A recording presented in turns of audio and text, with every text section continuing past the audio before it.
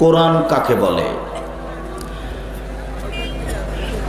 আল্লাহ তাআলার পক্ষ থেকে জিবরাইল আলাইহিস সালামের মাধ্যমে আমাদের নবী করিম সাল্লাল্লাহু আলাইহি সাল্লামের উপরে সুদীর্ঘ 23 বছরে যা অবতীর্ণ করা হয়েছে তার নাম কোরআন। সময়ের গতিতে ধারাবাহিকভাবে আল্লাহ তাআলার পক্ষ থেকে আমাদের নবী মুহাম্মদ সাল্লাল্লাহু আলাইহি সাল্লামের উপরে যা অবতীর্ণ করা হয়েছে তাকে কোরআন বলা হয়। কোরআনের প্রায় 55টি নাম রয়েছে, যেমন মাজিদ, হাকিম, করিম, হুদা, রাহমা, ফুরকান, এইভাবে প্রায় 55টি নাম রয়েছে। তবে শরীফ তার মধ্যে পড়েনি। আশ্চর্য হলেও সত্য, তবুও কোরআনের গায়ে লেখা আছে কোরআন শরীফ। আমরা কোনোদিন কোরআন শরীফ বলি না। শুধু বলি না নয়, আমি আব্দুর রাজ্জাক বিন ইউসুফ প্রায় 25-30 বছর থেকে বলে আসছি যে কিয়ামত পর্যন্ত কেউ কোনোদিন কোরআনের নাম শরীফ এর প্রমাণ পেশ করতে পারবে না। এটা এমনিতেই চলছে। যেহেতু ধর্ম সৌদি আরব থেকে বের হয়ে ইরাকে ঢুকেছে, ইরাক থেকে বের হয়ে ইরানে ঢুকেছে, ইরান থেকে বের হয়ে পাক ভারতে এসেছে, আস্তে আস্তে অনেক অংশ উল্টে গেছে। আর যারা নিয়ে এসেছেন তারা ছিলেন তরিকাপন্থী। যাদের হাতে এই ইসলাম পাক ভারতের মাটিতে লালিত পালিত হয়েছে তারা ছিলেন মোগল। তারাও বিকৃত ধর্মের অধিকারী ছিলেন। তারা চলে গেলে এই দেশে ক্ষমতা প্রয়োগ করে ইংরেজ 190 বছর। তখনও অবস্থা তাই ছিল। তারা চলে গেলে এই দেশের উপরে যারা ক্ষমতা প্রয়োগ করেছিলেন তারা ছিলেন পাকিস্তানি, তারা ছিলেন শিয়া, মিস্টার জিন্না শিয়া, মিস্টার লিয়াকত আলী শিয়া, প্রেসিডেন্ট আইয়ুব শিয়া। কাজেই সঠিক ধর্ম মানুষের কাছে আসার মতো পরিবেশ হয়ে ওঠেনি, বা মানুষ বা আলেম ওলামা সঠিক ধর্ম জাতির কাছে পেশ করা প্রয়োজন মনে করেনি। যার কারণেই কোরআনের নাম কোরআন কারিম না হয়ে, কোরআন মাজিদ না হয়ে কোরআন শরীফ হয়েছে। কে একটু বলা প্রয়োজনও মনে করে না। যা আছে তাই ধর্ম, এই কথা ঠিক নয়। ধর্মের অনেক অংশ বিকৃত হয়েছে, এই কথাই ঠিক। আস্তাগফিরুল্লাহ রাব্বি মিন কুল্লি জামবি ওয়া আতুবু ইলাইহি, এটা ক্ষমা চাওয়ার নামে দোয়া মানুষ সমাজে প্রচলিত আছে, কিন্তু মানুষ জানে না এই দোয়া আছে কোথায়। চলছে তো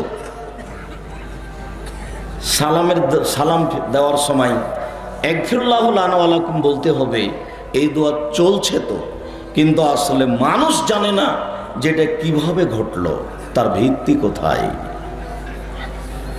মাটি দেওয়ার সময় তো মানুষ মিনা খালাকনাকুম অফিয়া নুইদুকুম ওয়া মিনা নুখরিজুকুম তারাতান উখরা বলছে, কিন্তু আসলেই তার তলিয়া দেখতে চায় না ঘটনা কি।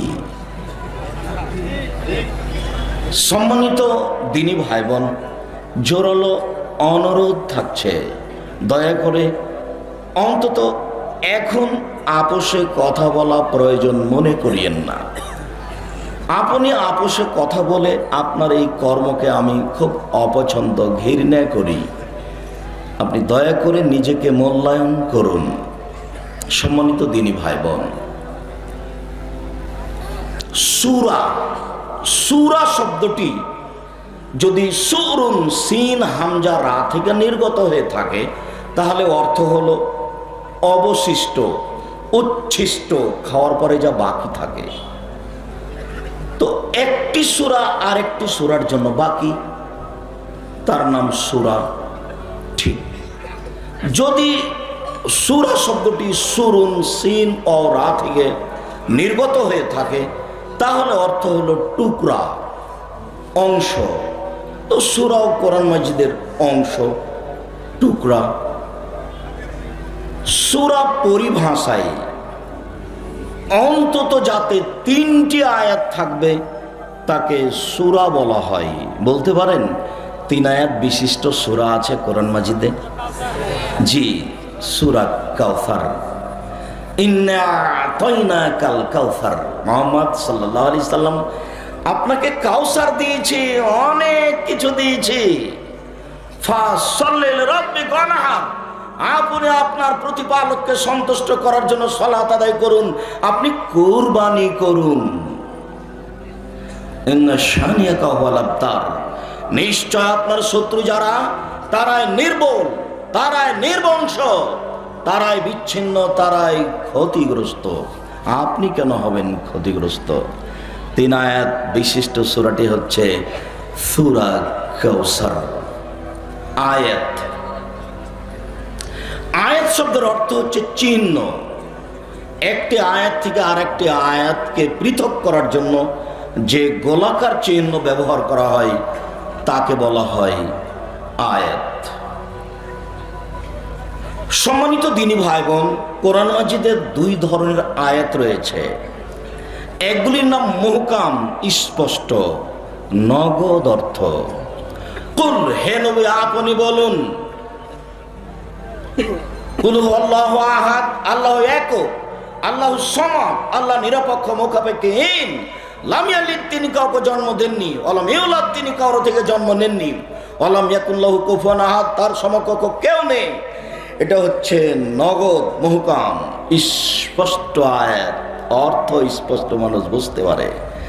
আর এক শ্রেণীর, এক ধরনের আয়াত আছে মুতাশাবিহা, অস্পষ্ট, যার অর্থ বোঝা যায় না। আলিফ লাম মিম, এই 3টি অক্ষরের উপর একটা গোলাকার চিহ্ন আয়াত দেওয়া আছে, কিন্তু আলিফ লাম মিম এর অর্থ কি তা মানুষ জানে না। মানুষ যদি তার অর্থ বের করার চেষ্টা করেছে তাহলে তারা ভুল করেছে, এই কথাই ঠিক।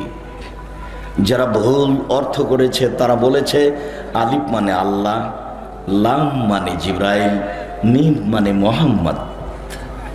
এ অর্থ নেহায়াত অন্যায় হয়েছে করা। সম্মানিত দ্বীনি ভাই বোন, যেমন ইয়াসিন, এরপরে একটা চিহ্ন রয়েছে, আসলে এর অর্থ কি তা মানুষ জানে না। তহা, এরপরে একটা আয়াত চিহ্ন দেওয়া আছে, এর অর্থ কি তা মানুষ জানে না। কোরআনের আয়াত 2 ভাগে বিভক্ত, একগুলি মুহকাম আর একগুলি হচ্ছে মুতাশাবিহ। এই বিশাল কোরআন মাজিদে আছে কি? এটা কোরআন মাজিদ নিয়ে আসনি কেন তোমরা? এই বিশাল কোরআন মাজিদে আছে কি? বিশাল কোরআন মাজিদে মূলত 3টি পয়েন্ট। তার একটি হচ্ছে ক্ষমতা, শুধু ক্ষমতা। যেখানে সেখানে পাতায় পাতায় আল্লাহ বলছেন আসমানের মালিক আল্লাহ, জমিনের মালিক আল্লাহ। যেখানে সেখানে বলছেন নমুনাবিহীন আমি আকাশ সৃষ্টি করেছি, কারো আকাশ দেখে আমি আকাশ তৈরি করিনি। নমুনাবিহীন আমি জমিন সৃষ্টি করেছি, কারো জমিন বানানো দেখে আমি এই জমিন সৃষ্টি করিনি। কে পারে আকাশ তৈরি করতে, কে পারে জমিন তৈরি করতে, কার এমন ক্ষমতা আছে? আল্লাহ তাআলা নিজের ক্ষমতা পৃথিবীর মানুষের কাছে, জিনের কাছে পেশ করো তো কথায় কথায় আকাশ আর জমিনকে তিনি ব্যবহার করেছেন। পারে কি কেউ আকাশ বানাতে? পারে কি কেউ জমিন বানাতে? পৃথিবীর জিন ইনসানের কোনো লাগালের ভিতরে আছে কি? কে মালিক আকাশের, কে মালিক জমিনের? ক্ষমতা দেখাতে গিয়ে দেখিয়েছেন আকাশ আর জমিন। ক্ষমতা দেখাতে গিয়ে দেখিয়েছেন চন্দ্র সূর্য কিভাবে আসে, কিভাবে যায়, কিভাবে আসে, কিভাবে যায়। কে ঠেকাতে পারে তাকে? কে বানালো তাকে? কিভাবে চলে সূর্য চন্দ্র? নিজের ক্ষমতা দেখাতে গিয়ে পাতায় পাতায়, স্থানে স্থানে পেশ করেছেন চন্দ্র সূর্যের কথা। নিজের ক্ষমতা দেখাতে গিয়ে দেখিয়েছেন রাত দিনের আসা যাওয়া, কিভাবে আসে রাত, কিভাবে আসে দিন, কিভাবে চলে যায় রাত, কিভাবে চলে যায় দিন কেউ কেন ঠেকাতে পারে না, কারো কথাতে চলে না কেন, কেউ কেন নিজের মতো চালাতে পারে না। কে পারে? যে পারে তিনি হচ্ছেন আল্লাহ। যিনি পারেন চালাতে তিনি হচ্ছেন আল্লাহ। রাত দিনকে দেখিয়ে দেখিয়েছেন আমার ক্ষমতা আছে। এই কাজ পৃথিবীর কোনো মানুষ, কোনো জিন করতে পারে না। নিজের ক্ষমতা দেখাতে গিয়ে দেখিয়েছেন যে জমিনে কোনো ঘাস পাতা ছিল না, আকাশ থেকে বৃষ্টি বর্ষণ করেছি, একেবারে অনাবাদ জমিতে ঘাস উৎপাদন করেছি, অনাবাদ জমিতে শস্য উৎপাদন করেছি। কে পারে ঘাস উৎপাদন করতে? কে পারে জমিনে শস্য উৎপাদন করতে? পৃথিবীর মানুষ শুনে রেখো, যে জমিনে কিছুই ছিল না সেখানে পানি দিয়ে যদি আমি ঘাস গজাতে পারি, তাহলে তুমি হাড় হাড্ডি তোমার মিশে গেছে, কিছুই যদি না থাকে তবু আমি তোমাকে পুনরায় সৃষ্টি করতে পারি। তোমার আগের সৃষ্টির চেয়ে পরের সৃষ্টি জটিল নয়। কেন তুমি বুঝলে যে আমি মাটিতে যখন গলে যাব কিছুই থাকবে না, তখন আমাকে কি আল্লাহ বানাতে পারবে? এটা তুমি কেন বুঝলে? আমি অনাবাদ জমিতে বৃষ্টি দিয়ে যদি ঘাস গজাতে পারি, তাহলে তোমাকেও আমি পুনরায় মানুষ বানাতে পারি। আর যেদিন আমি তোমাকে তৈরি করেছি সেদিন আমি নমুনা ছাড়াই তৈরি করেছি। তোমার চোখ কোথায় দিতে হবে, নাক কোথায় দিতে হবে, হাত কোথায় দিতে হবে আমি কারো দেখে বানাইনি। আমি নিজে নিজেই তৈরি করেছি এবং কোটি কোটি মানুষ কেউ কারোর সাথে মিলাতে পারবে না। সবাই ভিন্ন ভিন্ন ধরনের রূপ চেহারা নিয়ে দুনিয়াতে এসেছে, এটা আমি পারি, পৃথিবীর কেউ পারে না। ক্ষমতা দেখাতে গিয়ে তিনি বলেছেন, তোমরা ইতিহাস পড়ে দেখতে পারো, আমি নূহ আলাইহিস সালামের সম্প্রদায়কে ধ্বংস করে দিয়েছি, আমি আদ জাতিকে ধ্বংস করে দিয়েছি, সমুদ জাতিকে আমি ধ্বংস করে দিয়েছি। কোন শক্তিশালী জাতিকে ধ্বংস করতে আমি ভয় করি না। অলায়খা ভোগ বাহা, তারা কি আমার বিচার করবে? আমি কোনো জাতিকে ধ্বংস করলে কি তারা আমার পাল্টা বিচার করতে পারে? এই ভয় আমি করি না, এরকম কোনো আশঙ্কা আমার মধ্যে নেই। আমি তোমাদের চেয়ে শক্তিশালী জাতিকে সৃষ্টি করেছি, ধ্বংস করেছি। লাম ইউখলাক মিসলুহা ফিল বিলাদ, পৃথিবীতে আমি তাদের মতো শক্তিশালী কোনো জাতি সৃষ্টি করিনি। যারা ছিল আদ, যারা ছিল সামুদ, যারা ছিল ফিরআউন, কত শক্তিশালী জাতি ছিল তারা, আমি তাদেরকে মাটির নিচে ভূগর্ভে চাপা দিয়ে দিয়েছি। আমি ঝঞ্ঝা ঝড় বৃষ্টি দিয়ে তাদেরকে আমি ধুলা ধুলা করে দিয়েছি। আমি শক্তিশালী জাতিকে সাগরে ডুবিয়ে দিয়েছি। কেউ আমার কিছু করতে পারেনি। তার নাম আমি একক ক্ষমতার অধিকারী, আমি আল্লাহ। যেখানে সেখান তিনি দেখাচ্ছেন আমার নাম আজিজ, আমি পরাক্রমশালী, আমার নাম হাকিম, প্রজ্ঞাময়। কিভাবে করা লাগবে, কাকে কখন ধ্বংস করা লাগবে আমি তা ভালোভাবেই বুঝি। মাঝে মধ্যে বলছেন ওয়াহু আলা কুল্লি শাইইন কাদির, তিনি সর্বশক্তিমান, সব কিছু করতে পারেন।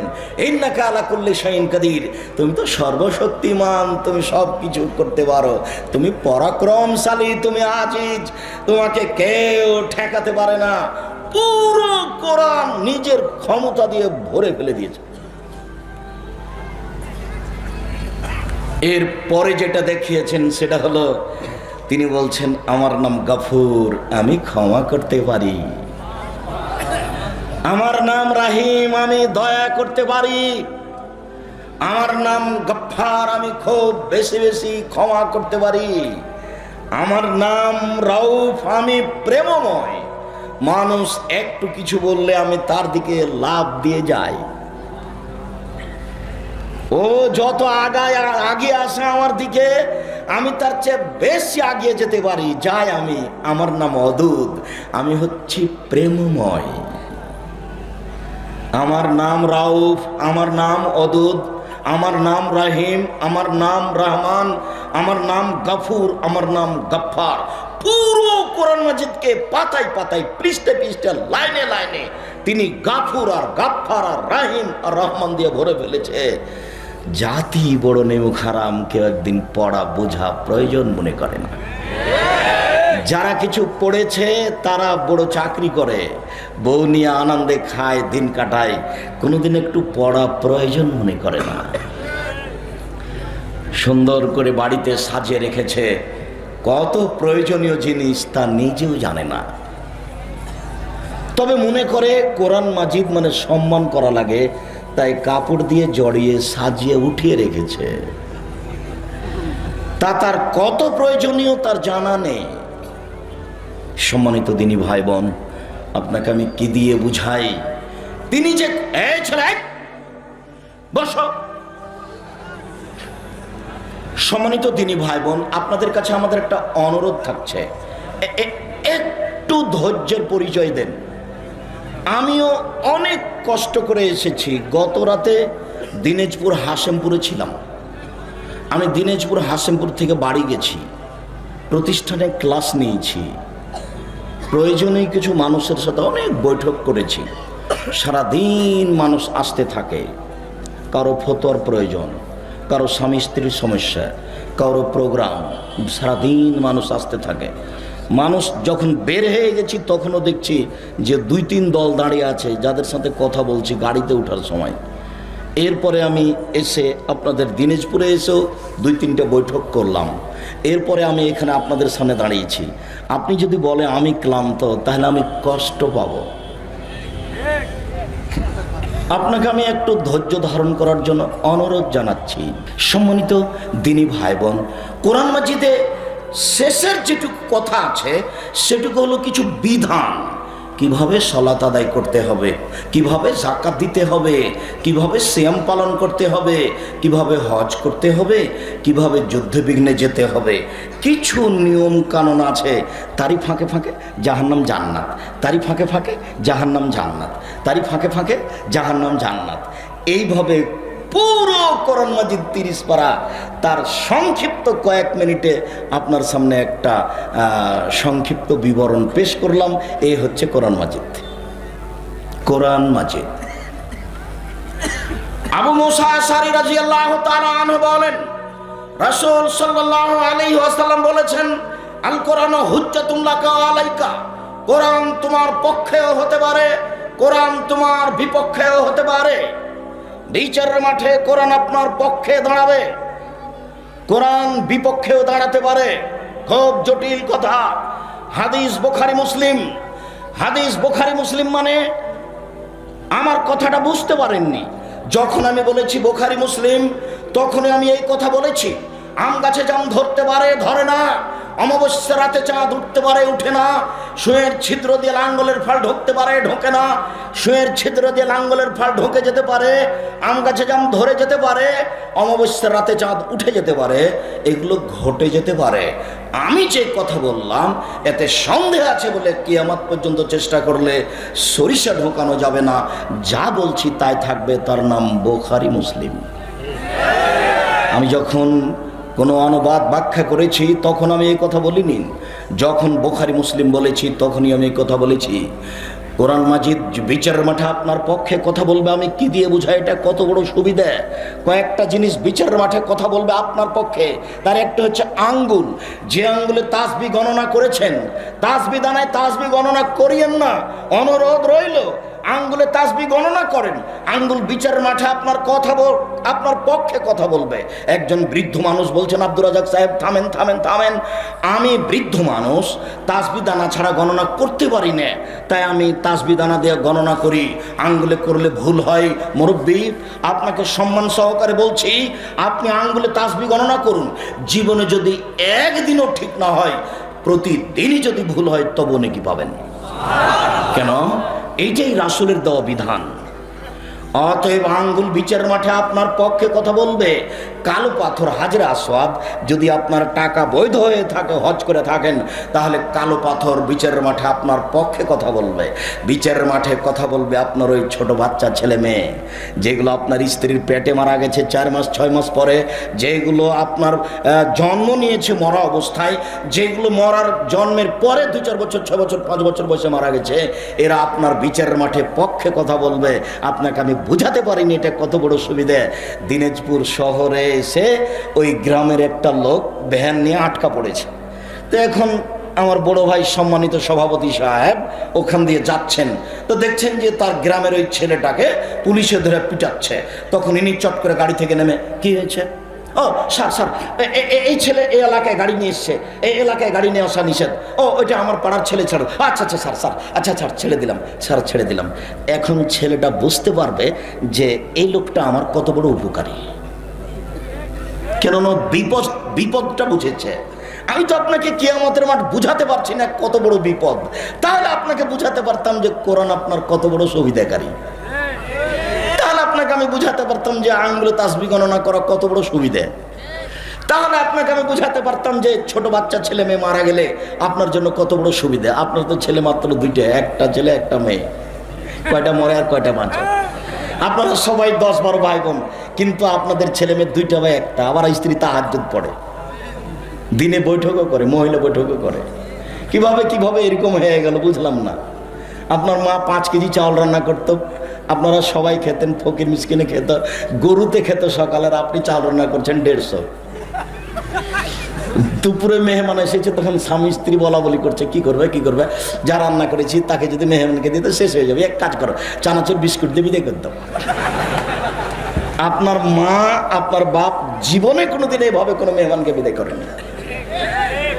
আপনার বাপের স্বভাব আমি কত নকল করেছি, যে আপনার বাপ যখন মসজিদ থেকে বের হতেন এসার টাইমে, তখন দেখতেন মসজিদের কোনো কেউ বসে আছে নাকি, ওই যে একটা মুরব্বী, বাড়ি কোথায়? নোয়াখালী। খাওয়া দাওয়া করেছেন? জি না, চলেন। তো আপনার বাপ সাথে নিয়ে চলে গেছে। আপনার মা জানতেন যে মেহমান মসজিদ থেকে ধরে নিয়ে আসতে পারে, আপনার মা কোনো দিন ভারী মনে করেনি। আর আজকে যদি আপনি একটা বড় উচ্চ শিক্ষিত মানুষকে সাথে নিয়ে যান রাত 10টা 11টার সময়, আর যদি বউকে বলেন যে একটু মেহমান আছে, তাহলে তো একবারে নাক সিটকা, তুমি সময় পাও না, তোমার হিসাব নেই। বউ আমি তালাক দিতে বলিনি, তবে পরামর্শ দিতে বলেছি, পরামর্শ দিয়েছি। আমি বলেছি আপনার স্ত্রীকে আপনার মায়ের স্বভাবে ফিরে যেতেই হবে, আর আপনাকে আপনার বাপের স্বভাবে ফিরে যেতেই হবে, যে কোনো মূল্যে। টাকা পকেটে আছে, তারপরেও কোন স্বভাবে বললেন যে মাফ করো? বাড়ি থেকে আপনার স্ত্রী এইভাবে 50টা 5 টাকা নোট, 10টা 10 টাকা নোট পকেটে বের করে দিবে। আপনার স্ত্রী বলে দিবেন, শোনেন খুচরা টাকা পকেটে নিয়ে যান তো, যত মানুষ আসবে 5 টাকা 10 টাকা করে দিতে থাকবেন। এখন অভ্যাস যে মাফ করেন। আপনার মা নিজে বলতেন আপনার বাপকে যে একটু ফকির মিসকিন কয়দিন থেকে আসে না মনে হচ্ছে, একটু ভাত দেওয়ার মন চাচ্ছে, খেতে দেওয়ার মন চাচ্ছে। আর আপনার স্বভাব, ঢোকার সময় যদি একজন ফকির বসে আছে দরজায়, আপনি মোটর সাইকেল নিয়ে ঢুকছেন, খুব অসুবিধা, তখন আপনি বলছেন শরৎ, তাড়াহুড়ার সময় রাস্তা ঘেরে আছে। আপনার মার স্বভাব এরকম, আর আপনার স্বভাব এরকম। ভালোবাসা কিভাবে আপনি পাবেন আল্লাহ? বিবেচনা করুন সম্মানিত দিনী ভাই বোন। শুনুন, কোরআন পক্ষেও কথা বলতে পারে, কোরআন বিপক্ষেও কথা বলতে পারে। বিপদ ঘনিয়ে আসছে। উসমান রাদিয়াল্লাহু তাআলা আনহু বলেন, রাসূল সাল্লাল্লাহু আলাইহি সাল্লাম বলেছেন, খায়রুকুম মান তাআল্লামাল কোরআন ওয়া আল্লামাহু, তোমাদের মধ্যে সবচেয়ে উত্তম ভালো মানুষ হচ্ছে সেই যে কোরআন মাজিদ পড়ে আর একজনকে পড়ায়। আয়েশা রাদিয়াল্লাহু তাআলা আনহা বলেন, রাসূল সাল্লাল্লাহু আলাইহি সাল্লাম বলেছেন, আল মাহিরু বিল কোরআনি মা সাফারাতিল কিরামিল বারারা, যারা কোরআন মাজিদ বুঝে পড়ে তারা কিয়ামতের মাঠে দামি সম্মানিত লেখক ফেরেশতাগণের সাথে থাকবেন। আপনাকে আমি এখন বুঝাতে পারবো যে আপনার কত বড় সম্মান। আমি একটা খাকসার মানুষ, আপনার মনটা চাচ্ছে যে আব্দুর রাজ্জাক সাহেবের পাশে বসে একটু ছবি উঠালে খুব ভালো লাগতো। আপনি কত ব্যস্ত না আমার কথা হচ্ছে, তো আমি একটা সাধারণ খাকসার, আমার আর কি দাম আছে? আমি কচুর পাতার পানি নড়চড় করে, তো গেল আর কচুর পাতার পানি বুঝেন? এইটুকু সামান্য মানুষ, আর আল্লাহর নবী বলছেন, হাদিস বুখারী মুসলিম, যারা কোরআন মাজিদ বুঝে পড়ে তারা জিবরাইলের মতো ফেরেশতার সাথে থাকবেন বিচারের মাঠে, তারা সম্মানিত লেখকগণের সাথে থাকবেন বিচারের মাঠে। আমি আপনাকে কি দিয়ে বুঝাই কোরআন বুঝে পড়া কত উপকার, আমি জাতিকে বুঝাতে পারলাম না। তাই মাঝে মধ্যে বলি, আল্লাহ যদি আমাদের দিয়ে খিদমত নাও তাহলে জাতির সামনে আমাদেরকে গ্রহণীয় করো, আর যদি আমাদের দিয়ে না চলে তাহলে এমন সম্মানিত উচ্চ শিক্ষিত জ্ঞানী গুণী পণ্ডিত মানুষকে নিয়ে আসো যারা জাতির সামনে নির্বিঘ্নে কোরআন হাদিসের কথা বলতে পারবে এবং জাতি তাদের কথা মেনে চলবে, তারা বুঝবে কোরআন কি জিনিস। এরকম মানুষ তুমি দাও, আর নাহলে আমাদেরকে সে মানে নিয়ে চলো। তুমি তো পারো, তুমি তো সব কিছু করতে পারো, তোমার রহমতের আশা ধারে বলছি তুমি এইটুকু করো। পরের বাক্যে আয়েশা রাদিয়াল্লাহু তাআলা আনহা বলেন, ওয়াল্লাযী ইয়াকরাউহু ওয়া ইয়াতাতাউ ফীহি ওয়া শাক্কুন আলাইহি, আর যে ব্যক্তি কোরআন মাজিদ পড়ে কোন রকমে টানা হেঁচড়া করে ছেঁচড়া ছেঁচড়ি করে পড়ে, কত কষ্ট করে পড়ে, ভালো করে পড়তে পারে না তবুও পড়ে, তার কাছে এটা খুব কঠিন, লাহু আজরান, তার জন্য ডবল নেকি। হাদিস বুখারী মুসলিম। জনৈক হাফেজ ইমাম আপনাদের গ্রামে গেছেন ফুফুর বাড়ি বেড়াতে, তো আপনাদের গ্রামের ইমামটা ভালো করে কোরআন মাজিদ পড়তে পারে না, কোনো রকম করে ইমামতি করেছে মাগরিবের সলাতে, সলাত শেষ হতেই হাফেজ সাহেব লাফ দিয়ে উঠেছে, জি না, এর নামাজ হয়নি, এ ভালো করে উচ্চারণ জানে না, এর নামাজ বাতিল, নামাজ হয় না, আবার নামাজ পড়াতে হবে। হাফেজ সাহেব, কোরআনে ভুল হলে, সুন্দর কেরাত না হলে নামাজ হবে না, এরকম কোনো হাদিস আপনাকে কেউ বলেছে কি? আপনি তো জানেন না। শিক্ষক তো আপনার হাঁটুর উপরে মেরে হাঁটুর মালাইকে ফাটে অচল করে রেখেছে, তাই তো আপনি মাথায় একটা লম্বা টুপি দিয়ে উপরে একটা লাল রুমাল দিয়ে মানুষের বাড়ি খেয়ে বেড়ান। এই তো আপনার কাজ। কোরআন হিফজ করার পরে 16 বছর পড়তে হবে। তোমাকে বলছি, আরেকজনের গায়ে হাত দিয়ে আছো নাকি? কোরআন হিফজ করাই শেষ পড়া নয়, মনে রেখো। কোরআন হিফজ করার পরে 12 থেকে 16 থেকে 14 20 বছর পড়তে হবে আরো, তারপরে তুমি বুঝবে কোরআন হাদিস কি জিনিস। এমনিতে তুমি কি বুঝবে? নওগাঁ জেলা থেকে যাচ্ছিলাম বাড়ি, ফজরের সালাত আদায় করতে ঢুকেছে এক মসজিদে, তো বের হওয়ার সময় দেখছি ওই মেম্বারের ওই মেহরাবের ডান দিকে লেখা আছে আল্লাহ, বাম দিকে লেখা আছে মোহাম্মদ। আমি বলছি, হাফেজ সাহেব এটা কেমন হয়েছে? তখন বলছে ভালোই হয়েছে। তো ডান দিক থেকে অনুবাদ করেন তো হাফেজ সাহেব, আল্লাহ হলেন মোহাম্মদ। বাম দিক থেকে অনুবাদ করেন তো হাফেজ সাহেব, মোহাম্মদ হলেন আল্লাহ। ডান দিক থেকে অনুবাদ করেন, আল্লাহ হলেন মোহাম্মদ। বাম দিক থেকে অনুবাদ করেন, মোহাম্মদই হলেন আল্লাহ। কেমন হয়েছে? ভালো হয়েছে। তখন বললাম, আচ্ছা হাফেজ সাহেব, মোহাম্মদ শব্দটাকে সরিয়ে দেন, ওখানে লিখেন আকবার। এবার হলো আল্লাহ আকবার। ডান দিক থেকে অনুবাদ করেন, আল্লাহ হলেন সবচেয়ে বড়। বাম দিক থেকে অনুবাদ করেন, সবচেয়ে বড় হলেন আল্লাহ। ডান দিক থেকে অনুবাদ করেন, আল্লাহ হলেন সবচেয়ে বড়। বাম দিক থেকে অনুবাদ করেন, সবচেয়ে বড় হলেন আল্লাহ। কেমন হয়েছে? ভালোই তো হয়েছে। মানে তার কাছে কোনো পার্থক্য নেই।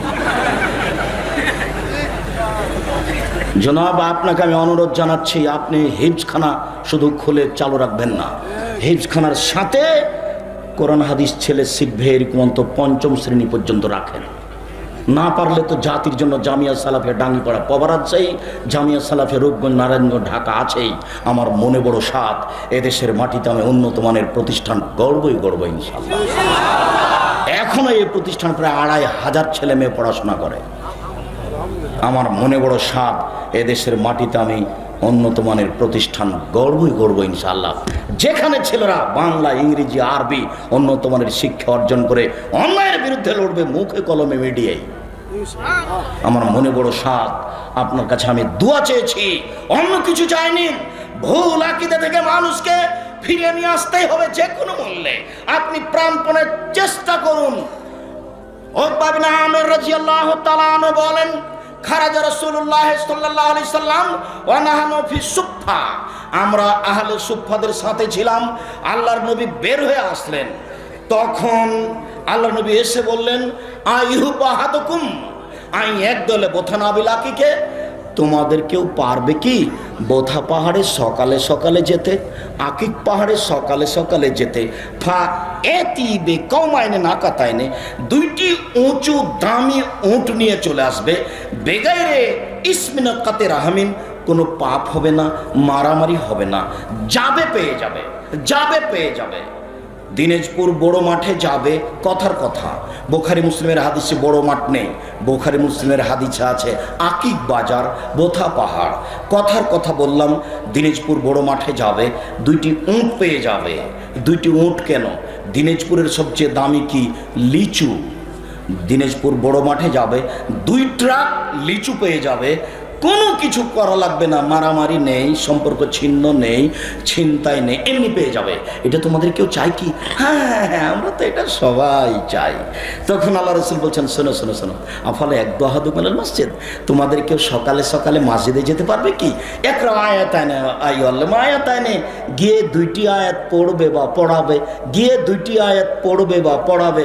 খায়রুল্লাহু মিন নাকাতাইনে, তার জন্য 2টি উটের চেয়ে দামি।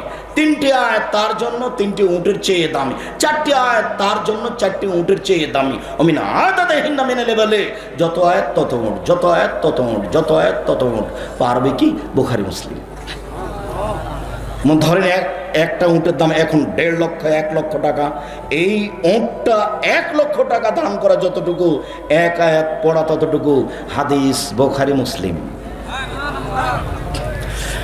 আবু হুরায়রা রাদিয়াল্লাহু তাআলা আনহু বলেন, রাসূল সাল্লাল্লাহু আলাইহি সাল্লাম বলেছেন, ইউকালু লিসাহিবিল কোরআন, যারা দুনিয়াতে কোরআন মাজিদ পড়ে তাদেরকে বিচারের মাঠে বলা হবে ইকরা, তাকে পড়ো আর জান্নাতের উপর তালার দিকে যাও, পড়ো আর জান্নাতের উপর তালার দিকে যাও। রাত্তেল কামা তুরাত্তেল ফিদ দুনিয়া, সুন্দর করে পড়ো আর চড়তে থাকো, সুন্দর করে পড়ো, উপরে উঠতে থাকো। ইন্না মানজিলাকা আখির আয়াতিন তাকরাউহা, পড়তে পড়তে পড়তে পড়তে যেটা তোমার শেষ আয়াত হবে সেটাই তোমার থাকার জায়গা। পড়তে পড়তে পড়তে পড়তে যেটা তোমার শেষ আয়াত হবে সেটাই হলো তোমার থাকার জায়গা। এ কথা মুহাম্মদ সাল্লাল্লাহু আলাইহি সাল্লাম বলেন। সম্মানিত দিনী ভাই বোন, রাসূল সাল্লাল্লাহু আলাইহি সাল্লাম বলেন, ইকরাউল কোরআনা ফাইন্নাহু শাফিউন ইয়াউমাল কিয়ামা, তোমরা কোরআন মাজিদ পড়ো, বিচারের মাঠে কোরআন মাজিদ তোমাদের পক্ষে কথা বলবে। রাসূল সাল্লাল্লাহু আলাইহি সাল্লাম বলেন, ইউতা ইয়াউমাল কিয়ামা বিল কোরআনে ওয়াল্লাযিনা ইয়ামালুনা বিহি ওয়া ইয়াকরাউনা বিহি, বিচারের মাঠে কোরআন মাজিদকে নিয়ে আসা হবে, আর যে পড়ে তাকে নিয়ে আসা হবে। এক খেলে চেয়ে থাকবেন, নড়াচড়া করবেন না। এই ছেলে, তোমাকে বলছি, তুমি কারো গায়ে হাত দিয়ে বসে থাকো না, একবারে প্রস্তুত, রেডি, পাখি যেন মনে করে তুমি পাথর। এইভাবে এক খেলে চেয়ে থাকবা। বিচারের মাঠে আল্লাহ কোরআন মাজিদকে নিয়ে আসবেন আর আপনাকে নিয়ে আসবেন। সূরাতুল বাকারা আল ইমরান, সবার আগে আসবে সূরা বাকারা, সূরা আল ইমরান। সবার আগে আসবে সূরা বাকারা, সূরা আল ইমরান। সবার আগে আসবে সূরা বাকারা, সূরা আল ইমরান। তাহাজ্জান লি আসহাবিহিমা, 2 জনের পক্ষে আল্লাহর সাথে তর্ক ঝগড়া লাগিয়ে দিবে, তুমুল তর্ক। আল্লাহ বলবেন না, এ পাপী জাহান্নামে যাবে। সূরা বাকারা, সূরা আল ইমরান বলবে, জি না, কখনো হতে পারে না, এদেরকে আগে জান্নাতে দিতে হবে, তারপরে কোনো কথা। তার নাম তর্ক, তার নাম ঝগড়া, তুমুল তর্ক লাগিয়ে দিবে। সূরা বাকারা আর সূরা আল ইমরান আপনার পক্ষে হয়ে। উমামা বাহিলি রাদিয়াল্লাহু তাআলা আনহু বলেন, রাসূল সাল্লাল্লাহু আলাইহি সাল্লাম বললেন, ইকরাউজ যাহরাওয়াইনে, তোমরা উজ্জ্বল 2টি সূরা পড়ো, তোমরা উজ্জ্বল 2টি সূরা পড়ো, সূরাতুল বাকারা আর সূরাত আল ইমরান। সূরা বাকারা পড়ো, সূরা আল ইমরান পড়ো।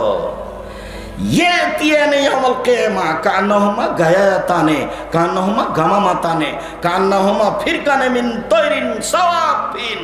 সূরা 2টি আসবে যেন 2টি মেঘখণ্ড, সূরা 2টি আসবে যেন 2টি সামেয়ানা।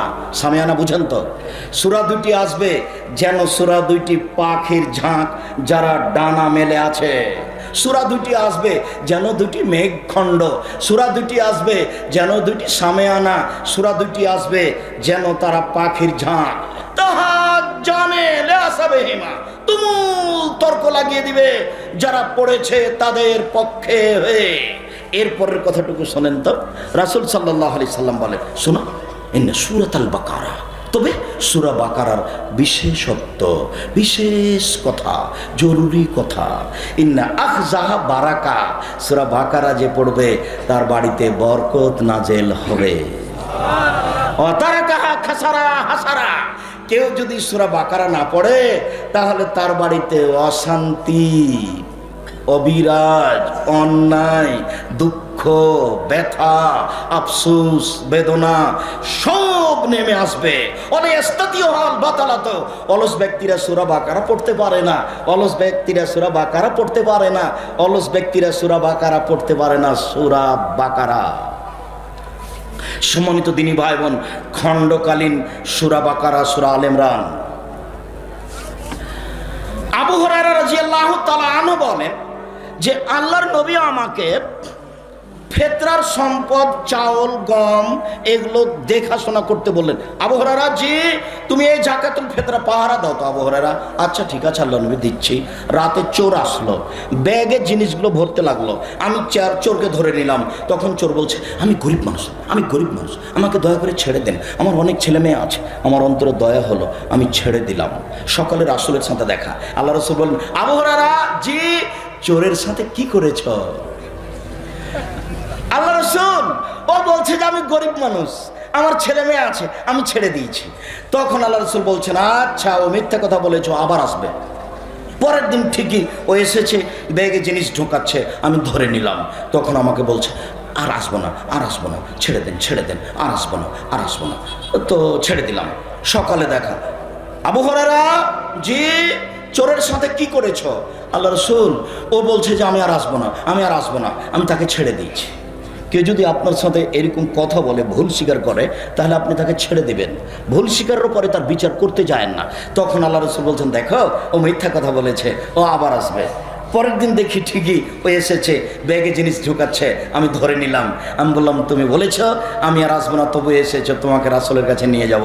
তখন ও বলছে, আরে শোনেন শোনেন শোনেন, আমি একটা কথা আপনাকে শিখিয়ে দিই। যখন আপনি বিছানায় শুইতে যাবেন, এই যা আওয়াইতে এলা ফেরা শেখা, যখন তুমি বিছানায় শুইতে যাবা, ফাকরা আয়াতুল কুরসি, তখন তুমি সূরা বাকারা হতে আয়াতুল কুরসি পড়ো।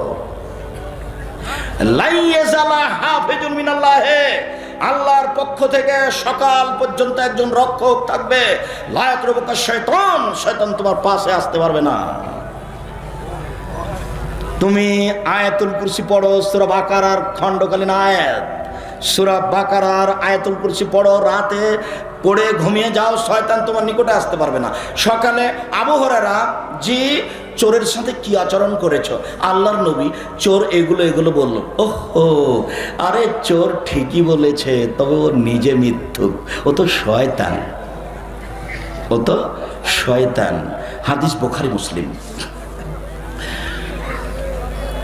আব্দুল্লাহ ইবনে মাসউদ রাদিয়াল্লাহু তাআলা আনহু বলেন, রাসূল সাল্লাল্লাহু আলাইহি ওয়াসাল্লাম বলেছেন, লা তাজালু বুয়ুতাকুম মাকাবেরা, পৃথিবীর মানুষ তোমরা বাড়ি ঘরকে কবরস্থান করো না, তোমরা বাড়ি ঘরকে কবরস্থান করো না। জনাব, কবরে গিয়ে কোরআন মাজিদ পড়তে হবে না, কবরে গিয়ে মরা মানুষের জন্য বিশেষ দোয়া পড়তে হবে।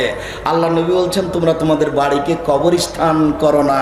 শোনো, মান কারা আয়াতাইন মিন আখির সূরাতিল বাকারা ইয়ানফিরু শায়তান মিনাল বাইতে, যেই বাড়িতে সূরা বাকারার শেষ দুই আয়াত পড়া হবে সেই বাড়িতে শয়তান থাকে না।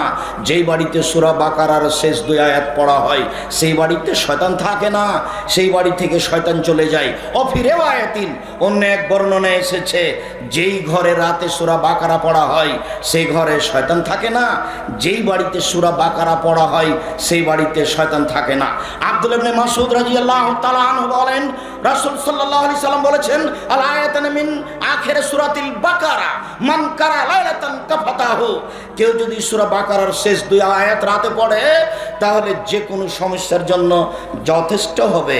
শয়তান তার নিকটে আসবে না, যে কোনো সমস্যা তাকে ধরবে না, বোবা তাকে ধরবে না, কোনো সমস্যা রাতে হবে না যদি সূরা বাকারার শেষ দুই আয়াত ও রাতে পড়ে।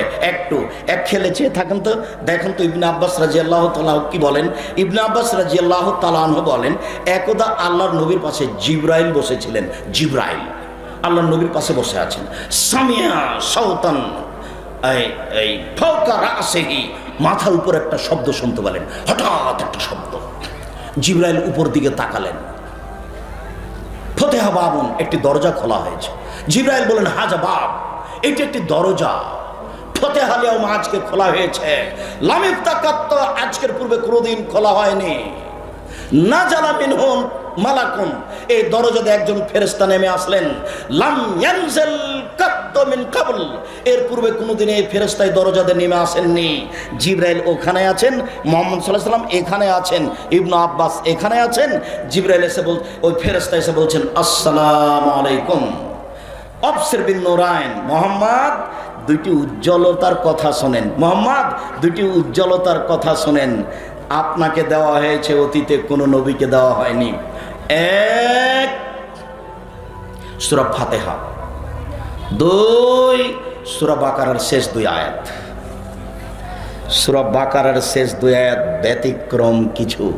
রাসূল সাল্লাল্লাহু আলাইহি ওয়াসাল্লাম বলেন মান কারা হারফান মিনহা ফাউতিয়াহু, সূরা বাকারার শেষ দুই আয়াত যে পড়বে তাকে যে ইচ্ছে পড়া হবে তাকে তাই দেওয়া হবে।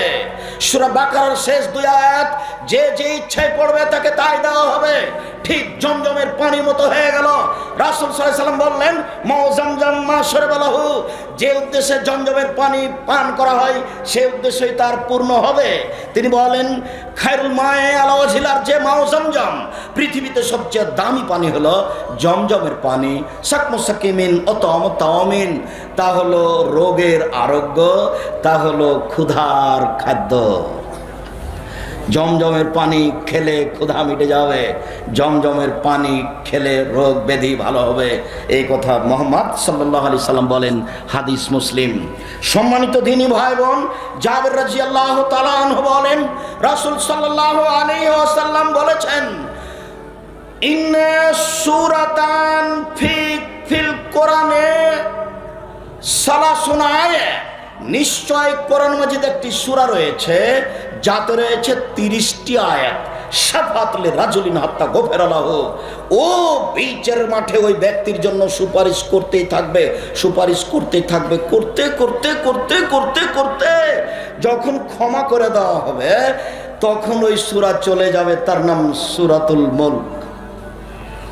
30টি আয়াত বিশিষ্ট একটি সূরা আছে কোরআন মাজিদে, যে পড়বে তার ক্ষমা না হওয়া পর্যন্ত, তার জান্নাতের ঘোষণা না হওয়া পর্যন্ত যাবে না বিচারের মাঠে। তার নাম বলেন তো কি? সূরা মুলক।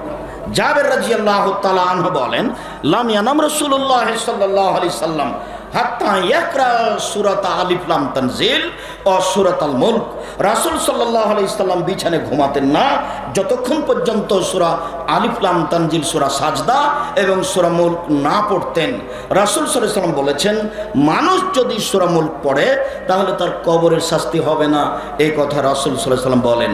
উল্লেখ্য যে মধ্যখানে কয়েকটা কথা বলে রাখি, সূরা ওয়াকিয়া পড়লে রুজি বেশি হবে, এই কথা মিথ্যা, এ হাদিস জাল। সূরা বাকারা, সূরা হাসরের শেষ 3 আয়াত পড়লে 70,000 ফেরেশতা আপনার পক্ষে দোয়া করবে, এ হাদিস নিতান্তই জয়ীফ, অনেকে বলেছেন জাল, এর প্রতি আমল করা যাবে না। শুনুন সূরা ইখলাস, ব্যতিক্রম গতি, ব্যতিক্রম নীতি। একজন লোককে আল্লাহর নবী দায়িত্বশীল করে যুদ্ধে পাঠালেন। ওই লোক যতবার কোরআন মাজিদ পড়ে সলাতে ততবার শেষে সূরা ইখলাস পড়ে, যতবার কোরআন মাজিদ পড়ে সলাতে ততবার সূরা ইখলাস পড়ে শেষে। সবাই এসে রাসূলের কাছে অভিযোগ করলো আল্লাহর নবী আমাদের নেতা খালি সূরা ইখলাস পড়ে, আমাদের নেতা খালি সূরা ইখলাস পড়ে। তখন আল্লাহ নবী বললেন তোমরা তাকেই জিজ্ঞাসা করো কেন সূরা ইখলাস পড়ে। তখন লোকটিকে জিজ্ঞাসা করা হলো কেন আপনি সূরা ইখলাস পড়েন? তখন লোকটি বলল নিশ্চয় সূরা ইখলাসে রহমানের গুণাবলী আছে, আমি তাকে পড়া ভালোবাসি। সূরা ইখলাস এমন একটি সূরা যেখানে জাহান্নামের কথা নাই, যেখানে জান্নাতের কথা নাই, যেখানে চন্দ্র সূর্যের কথা নাই, যেখানে আকাশ জমিনের কথা নাই, যেখানে আদ সামুদের কথা নেই। সূরা ইখলাস একটি সারমর্মের উপরে সূরা। সূরা ইখলাস শুধুমাত্র আল্লাহর গুণাবলীর উপরে, তাতেই গুণাবলী দিয়ে পূর্ণ, আমি এই জন্য তাকে ভালোবাসি। তখন আল্লাহ রাসূল বলছেন ফাগবেরু, তোমরা তাকে বলে দাও ইন্নাল্লাহা ইউহিব্বুহু, আল্লাহ তাকে ভালোবাসেন। একজন সাহাবী এসে বলছেন আল্লাহর নবী সূরা ইখলাসকে আমি ভালোবাসি। তখন আল্লাহ রাসূল বলছেন হুব্বুকা আদখালাকাল জান্নাহ, তোমার ভালোবাসা আল্লাহ তোমাকে জান্নাতে দিয়ে দিবেন। একদা রাসূল সাল্লাল্লাহু আলাইহি সাল্লাম বলেন, সঙ্গী সাথী আয়াজিজু আহাদুকুম ইয়াকরা সুলুসাল কোরআনে ফি লাইলাতিন, সঙ্গী সাথী তোমাদের কেউ এক রাতে কোরআন মাজিদের 3 ভাগের 1 ভাগ পড়তে পারে কি? সঙ্গী সাথী তোমাদের এক রাতে কেউ কোরআন মাজিদের 3 ভাগের 1 ভাগ পড়তে পারে কি? তখন সাহাবীগণ বলেন, না না আল্লাহ রাসূল, এটা কি সম্ভব? কোরআন মাজিদের 3 ভাগের 1 ভাগ কি রাতে সলাতে পড়া যায়? তা কি সম্ভব? তখন আল্লাহ রাসূল বলছেন, আরে শোনো শোনো শোনো, সূরাত আল ইখলাস তাদের সুলুসাল কোরআনে, সূরা ইখলাস হচ্ছে কোরআনের 3 ভাগের 1 ভাগ, সূরা ইখলাস হচ্ছে কোরআনের 3 ভাগের 1 ভাগ, সূরা ইখলাস হচ্ছে কোরআনের 3 ভাগের 1 ভাগ। সূরা ইয়াসিন পড়লে কোরআন মাজিদ একবার পড়লে 10, সূরা ইয়াসিন একবার পড়লে কোরআন মাজিদ 10 বার পড়ার সমান নাকি হবে? এই কথা মিথ্যে, হাদিসটি জাল। সূরা ইখলাস 3 বার পড়লে একবার কোরআন মাজিদ পড়ার সমান নেকি হবে। নেকি খালি লুটে নেন, ব্যাগ ভর্তি করে নেন, 3 বার সমান 1 বার, 3 বার সমান 1 বার, 3 বার সমান 1 বার। হাদিস সহিহ, বুখারী মুসলিমের হাদিস। নেকি লুটে ব্যাগ ভর্তি করে নেন, আল্লাহর রহমতের কোনো অভাব নেই। বিচারের মাঠে যে যা চাইবে, এই দুনিয়াতে মানুষ যে যা চাইবে একসাথে যদি চায়, পৃথিবীতে জিন ইনসান একসাথে যদি আল্লাহর কাছে চায়, নিজ নিজ প্রয়োজন চায়, কেউ চাইলো দিনাজপুর শহরে 1টি বাড়ি, কেউ চাইলো 1টি ভ্যান, কেউ চাইলো ঢাকা শহরে 3টি বাড়ি, যার যেটা প্রয়োজন, জিনের প্রয়োজন, মানুষের প্রয়োজন, একসাথে আল্লাহ সবাইকে সব দিয়ে দিলেন। আল্লাহর নিকট থেকে কমে যাবে না অতটুকু। একটি পাখি সাগরে ঠোঁট ডুবিয়ে উঠিয়ে নিল, এবার তার ঠোঁটে কিছু পানি লেগে গেছে। সাগর থেকে যতটুকু পানি কমে গেছে, তার ঠোঁটে লাগার কারণে আল্লাহর কাছে যত আছে তত থেকে কমবে না ততটুকু। আমি যদি আপনাকে বুঝাতে না পারি তাহলে আমি অক্ষম। আল্লাহর কাছে এত কিছু আছে যে সাগরে তো ঠোঁট ডুবালো পাখি, এবার ঠোঁট উঠালো, বলেন তো তার ঠোঁটে কতটুকু পানি আছে? সাগর থেকে যতটুকু কমে গেছে ঠোঁটে লেগে, আল্লাহর কাছে যত আছে তত থেকে অতটুকু কমবে না। আপনি চাইতে পারেন না কেন? সূরা ইখলাস 1000 বার পড়ে আপনি ব্যাগ ভর্তি করে নেন, তবে 20 বার পড়লে অমুক হবে, 100 বার পড়লে অমুক হবে, এগুলো সব বানাওয়াট মিথ্যা কথা। আপনি পড়েন আপনার গতিমতো, 3 বার পড়লে 1 বার কোরআন মাজিদ, 3 বার পড়লে 1 বার।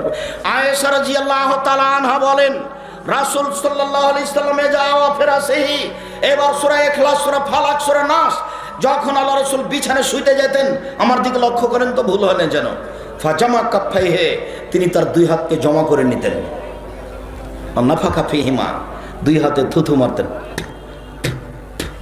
ইয়াকরাউ ফিহিমা, এই 2 হাতের উপরে পড়তেন সূরা ইখলাস, সূরা ফালাক, সূরা নাস, ওয়া ইয়ামসাহু বিহিমা আলা রাসি ওয়াজহিহি, তারপর হাত দুটি দিয়ে মাথা হতে মুখমণ্ডলকে স্পর্শ করা শুরু করতেন।